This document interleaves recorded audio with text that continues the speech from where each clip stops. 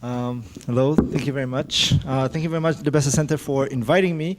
Special thanks actually to Jonathan, my colleague, a friend, for congratulating for his book, but also I thank him for the book because I think it's an excellent book. If you read it, I'm sure you'll agree with me. But the reason that I thank him, because when there is such an excellent book on a topic that you research, it helps you. And it helps you because whenever there is, and just recently, but whenever there is a question, a difficult question, you can say, okay, Jonathan actually dealt with it, go and read the book. I have no further comment on this. And I think that's exactly the book. And I think this is it's a great movement forward, and I'm happy to have it in print, and and thank you. So what I want to do today is to go over some of the discussion about congressional support for Israel. And I want to take you a bit of a different route than what is typically examined, and to try to examine or to try to show you that there are ways in which Congress can show support, even if sometimes it does not lead to any concrete policies.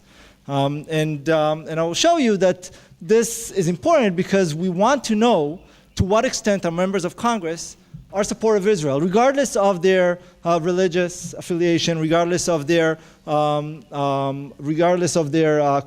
specific commitments to different constituencies. To what extent do they show their support for Israel? I'll walk you through a bit of a tour. At the end, there will be some statistics. I apologize for that. I hope that I'll be able to just tell you the gist of the argument and that you will be persuaded. And if not, there will be Q&A, and I'll try to answer those. So when we're talking about U.S. support for Israel, the typical issue that people address is to what extent Congress has approved or initiated military and economic aid. And as we all know, over the years, Israel has enjoyed a considerable amount of funds from the United States, all approved by the U.S. Congress. Some would argue that they were not initiated by Congress. It was initiated by the administration. Some would argue that it actually was increased by Congress. The administration knows that Congress wants to support, and therefore they propose a lower amount, and then Congress raises it because it's an easy issue. But as you can see, this has been quite significant over time. We see the military support has increased, going up, of course, during military conflict, but has gradually increased during the 1970s and then remained relatively stable until today. This is data up until 2012. Current dollars 2011, I think. And then economic aid going down.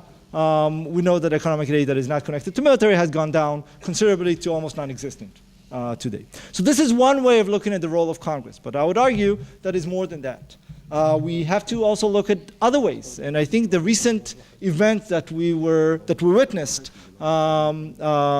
just actually show that, and I'll present a few of those. Intervening during military conflicts, securing Israel's interests on the international stage, binational relations during peace negotiations, demonstrating support with bills and resolutions, different ways in which Congress can intervene, can show their support, the U.S. support, to Israel, sometimes against, as we've seen recently, sometimes against an administration that is more ambivalent or more questionable in their support, some would argue. A few examples of bills and resolutions. Most of them, not all, but most of them do not ever have any policy ramifications. But still, I would argue they demonstrate the support in the U.S. Congress. To prohibit the awarding of United States government contracts to foreign persons that comply with the Arab boycott of Israel. Congratulating Israel's Magen David Adom Society for achieving full membership and so forth. To authorize assistance to Israel for the Iron Dome. A bill to require that the United States Embassy in Israel be located in the city of Jerusalem and so forth. So what we can see is that there are bills and resolutions which Congress passes, and that's an opportunity for members of Congress to show their support. So let's look beyond appropriations. Let's look beyond the discussion about how much aid do we get from Congress or is approved by Congress. Let's talk about what Congress is supposed to do legislate or work in their legislative activity. So a first cut, and the first cut is the 1970s. During the 1970s, we have a few studies that examine this role of Congress, and they reach similar conclusions. Those are three major studies by Trice, Garnham, and Fewer, changed his name a bit. And all of those, they examine bills, and they examine to what extent they pass in Congress, House and Senate, and what they show of the support. Their conclusions are very similar to what we know of public opinion at that time, and Professor Gilboa actually shows it very nicely in his book from 1987, I think, about the data from the establishment until 1985, in which he shows that public opinion, public support for Israel transcends most of the social cleavages in the United States. All of them show that support for transcend most political, ideological, demographic differences. But do we believe today that the sympathies, do we believe today that the support is really bipartisan, and is not influenced by other political, ideological, and demographic differences? So let's look a bit about public opinion. Those are very similar surveys, similar data to the data that was shown earlier. These are data that we're collecting at the IDC, at the APOI project. Is all available online.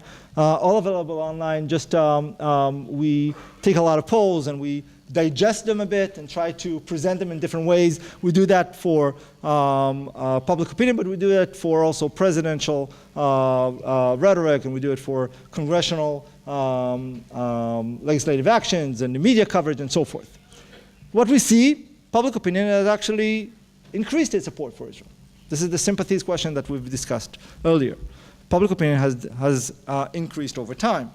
But we can also see the following thing that we also talked about recently in a few presentations earlier, that public opinion has polarized, or at least diverged, in recent years.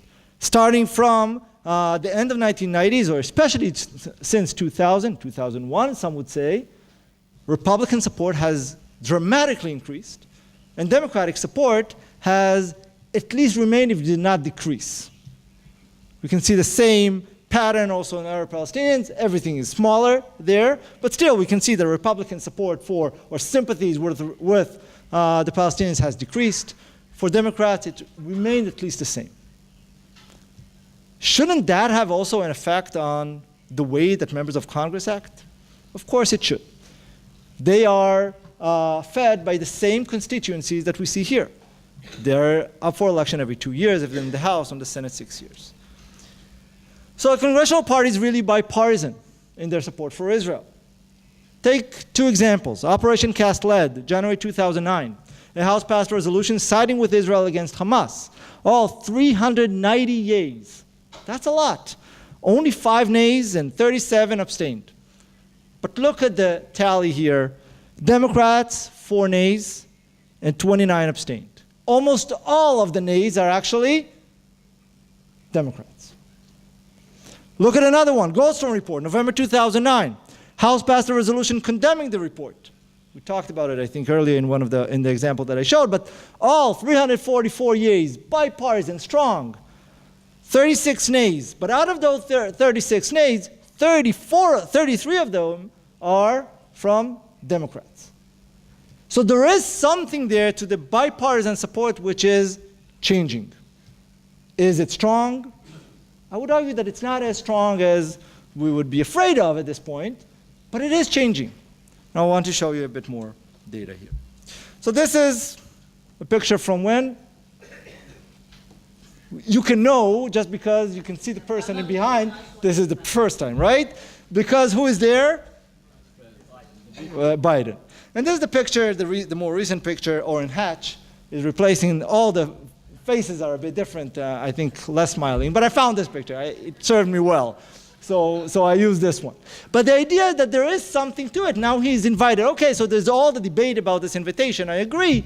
But the thing is that there is now, this issue is becoming more controversial in the US Congress and the American administration. And that is an important point to move forward with. So what I did was I examined sponsorship of bills.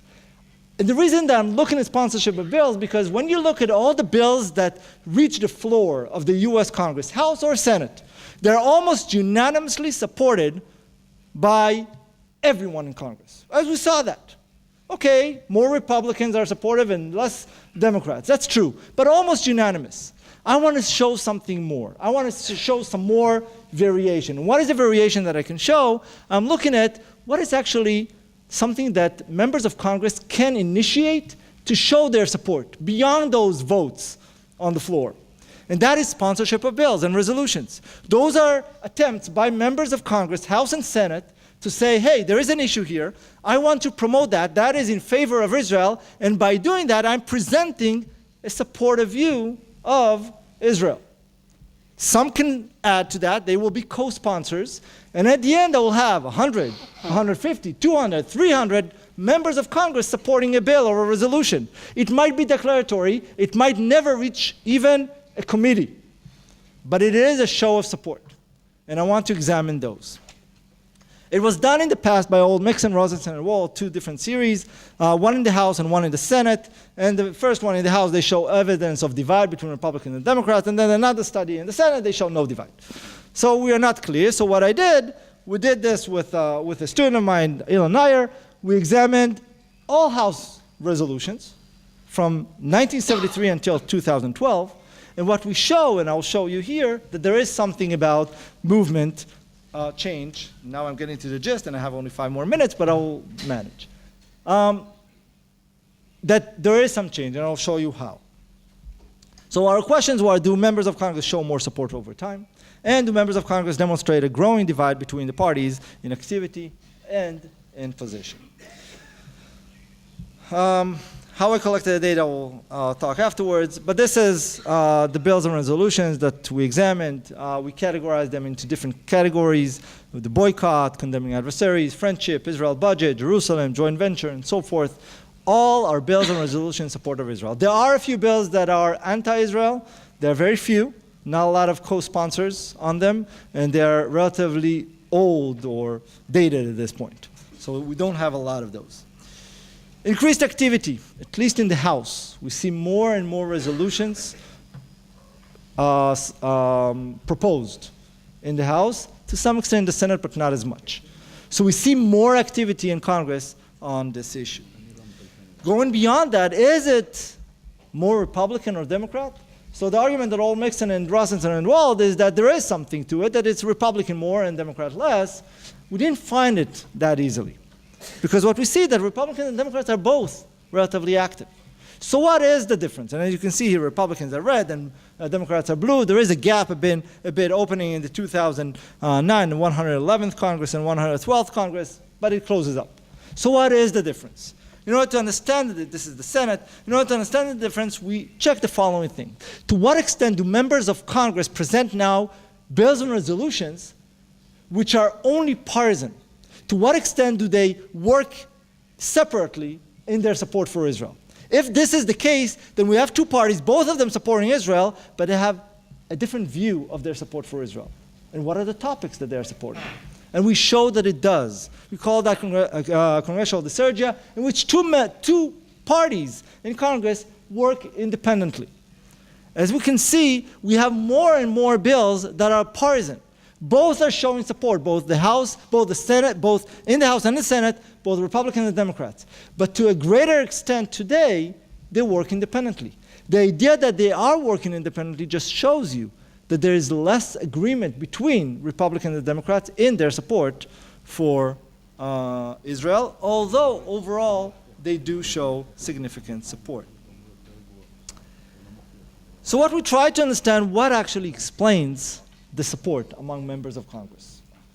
What are the issues? And I know that I have a few more minutes, but what are the issues? We examined here a bit of the statistics, but I'll show you what we examined both individual level characteristics and district level characteristics. In the individual, we examined religion, Jewish, evangelical, party identification, ideology, race, all of this information about members of Congress. Remind you, we're talking about all members of Congress from 1973 until today.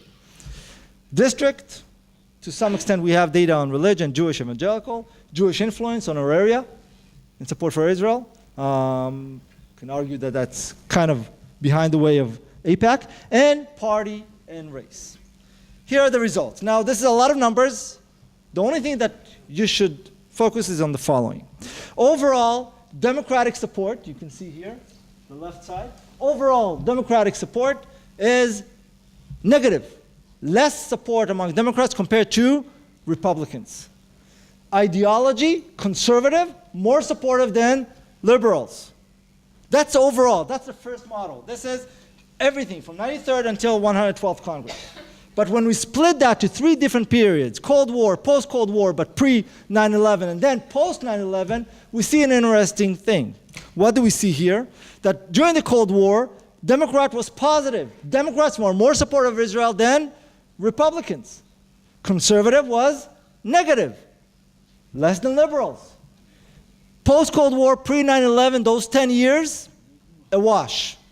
Not significant. We don't know what it is. But look what happens in the post-9/11 period. It all flips.